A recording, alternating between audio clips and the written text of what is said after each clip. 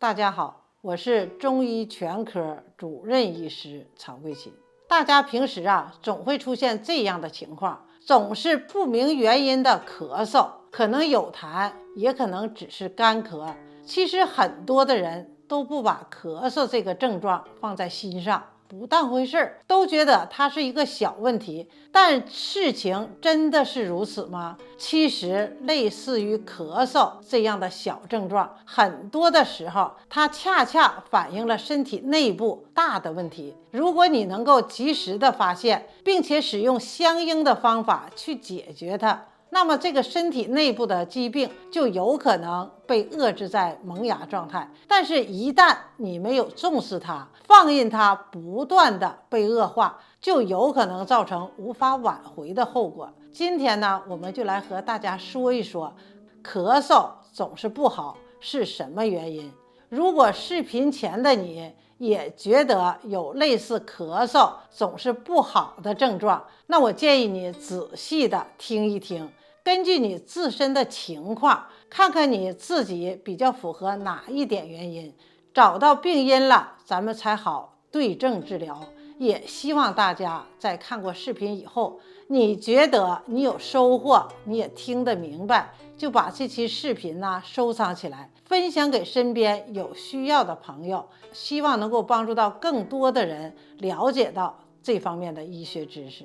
中医讲咳嗽分为两大类，一是外感咳嗽，二是内伤咳嗽。外感咳嗽属于六淫外邪侵袭肺系，内伤咳嗽是因为脏腑功能失调，内邪干肺，不论邪从外入或自内而发，都可能导致肺实速降，肺气上逆，出现咳嗽的症状。也就是说，究其本质，不论是什么原因导致的咳嗽症状，这个病的起因都在于肺脏。也许是因为肺脏本身出现了问题，或者是其他脏腑出现了问题，然后连累到了肺脏。那么外感咳嗽呢，它起病症状是比较急的，但它不算是非常难以治疗的症状。也就是说，看似来势汹汹，但是危害性并不大。内伤咳嗽呢，跟外感咳嗽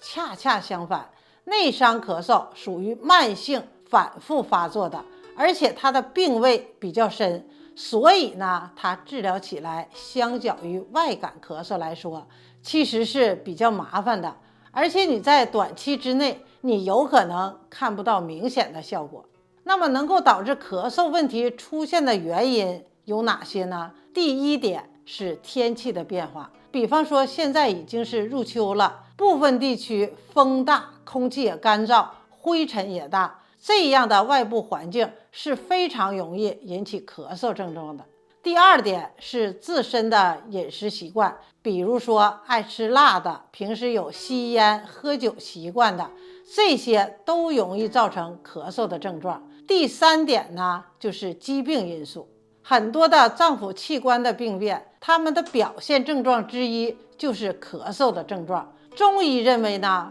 脾为生痰之源，肺为储痰之器，所以中医采用治咳嗽的方法一般都是采用清肺化痰、养气补阴，类似于这样的方法。不过这具体的中药方子，因为每个人的体质是不同的，导致咳嗽的治病因也会有所不同，所以这个方子是需要根据你个人的体质和你的病情来对症开方的。如果大家有咳嗽反复出现且迟迟不见好转的症状，那我建议你去找中医帮助，让他开一份适合于你的中药方子。外感咳嗽呢，短期之内你就会看到效果，但是如果是内伤咳嗽的话，那你就要耐心一些，听医嘱，平时要注意些什么，养成良好的生活习惯，慢慢的这个咳嗽的症状也就会有所缓解。